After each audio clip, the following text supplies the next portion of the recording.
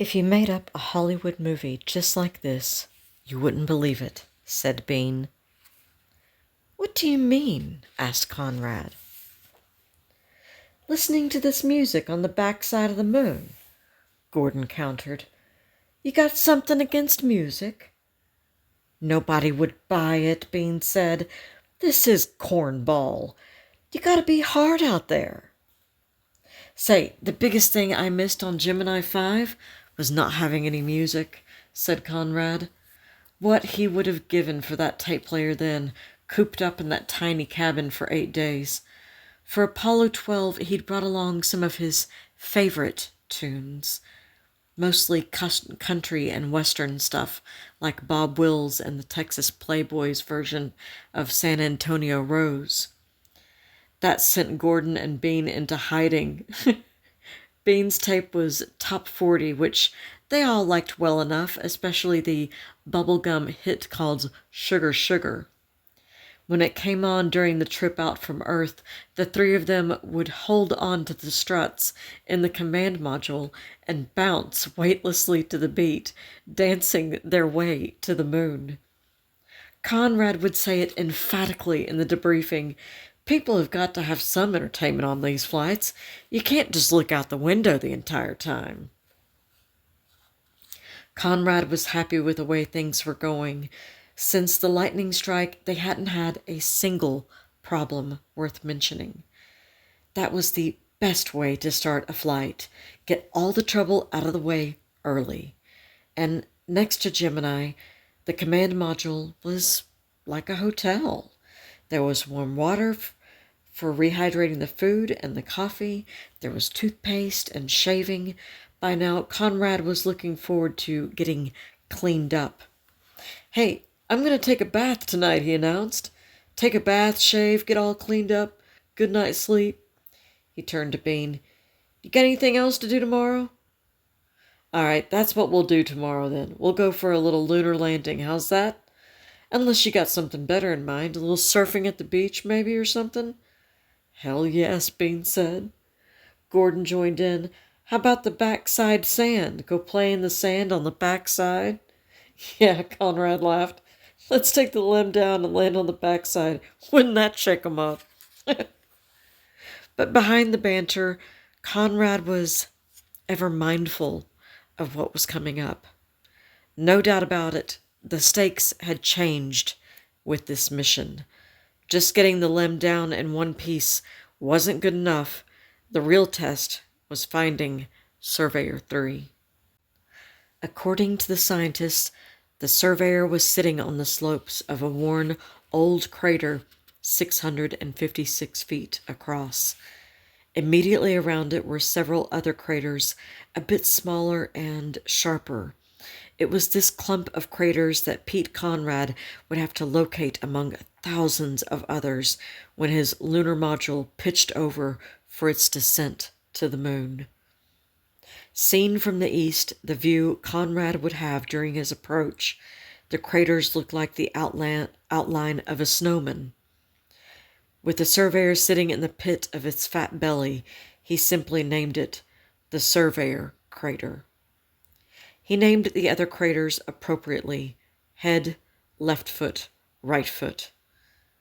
On the photographs, there appeared to be a fairly smooth area on the near right side of the Surveyor Crater, and that was where Conrad would try to land. If that place, which became known as Pete's parking lot, turned out to be unsuitable, or if Conrad couldn't get to it, he must try to land close enough to the probe for him and Bean to reach it on foot without difficulty. Before the flight, Chris Kraft had told Conrad not to stress the Surveyor when he talked to the press. Otherwise, if he landed off target, the press would say the mission had failed, even if he and Bean accomplished all the other objectives. But to Conrad, the bottom line was that if he and Bean didn't find Surveyor 3, all their planning would be for naught. The geologic traverse was designed around the various craters of the snowman, and the future exploration of the moon depended on the pinpoint landing capability. It was up to Mission Control to put his lunar module on target, and it was up to Conrad to land. I'm about as jumpy as I can be this morning. For Alan Bean, the anticipation was over. Now it was time for him to do the thing he had been training to do all of these long months. Stick to the checklist. Be steady. Don't throw the wrong switch. Bean couldn't deny it. This was the big day. "Oh, you noticed," Conrad said wryly, and the two men ate breakfast over the lunar far side. Neil Armstrong had never said a word about anxiety, but Conrad was not Armstrong.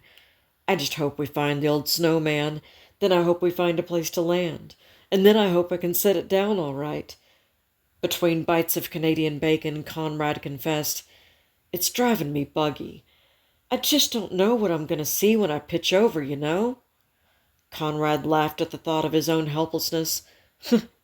"I'm either going to say, 'Ah, there it is,' or I'm going to say, 'Freeze it, I don't recognize nothing.'" "And if you don't recognize a thing being offered, just tell me. I'll look out my side and you look in the computer for a second, and let me see if I see anything out there."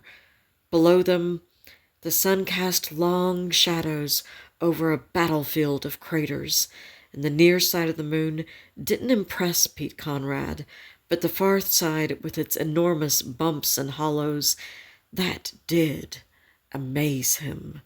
He looked down at what seemed to be a string of small volcanoes. "That's fantastic," he exclaimed to Bean. Then he thought for a moment about where they were, and he said quietly, "How'd we ever get here anyway?" And he and Bean laughed. It had always amazed Alan Bean that in all the time they had spent training together, Dick Gordon had never once showed the disappointment he had to feel every time he heard Bean introduced as the guy who was going to the moon with Pete Conrad. There was never a trace of sarcasm from Gordon, never an ironic remark. He had done everything to make Bean feel welcome on the crew. Bean knew that if the situation had been reversed, he could not have handled it as well.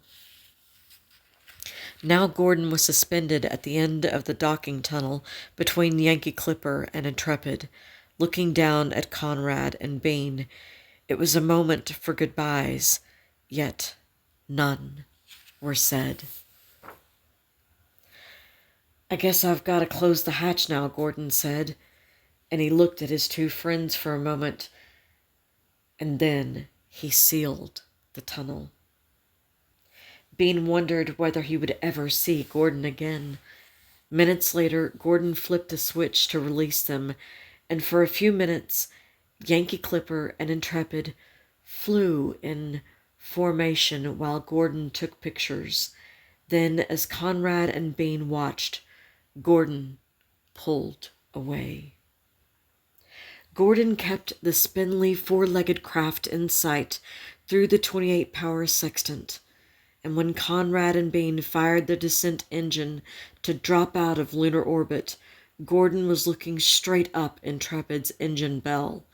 The spacecraft carrying his friends seemed to become a glowing ball, like the view into a jet engine climbing on afterburner.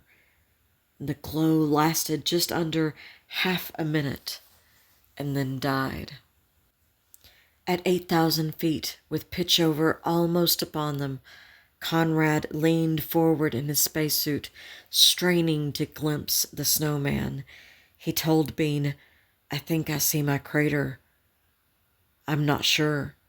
And then right on schedule, at 7,000 feet, Intrepid pitched forward for the final descent.